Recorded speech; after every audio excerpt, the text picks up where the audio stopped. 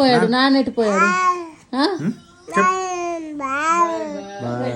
నానెక్కడికి పోయాడు. కార్తీక్ వెళ్ళడం చూసింది, అప్పటి నుంచి బాయ్ బాయ్ అని చెప్తుంది.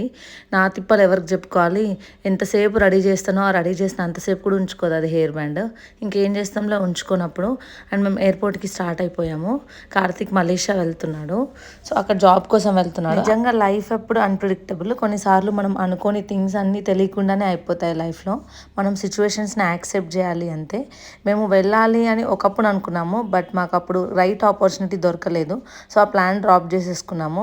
బట్ ఇప్పుడు అనుకోకుండా వచ్చింది మాకు కావాల్సిన ఆపర్చునిటీ. ఇప్పుడైతే వెళ్ళడానికి అంత ప్రిపేర్డ్గా లేకుండే, బట్ ఇంకా వచ్చిన ఆపర్చునిటీ వదులుకోవడం ఎందుకు అని చెప్పి కార్తీక్ వెళ్తున్నాడు.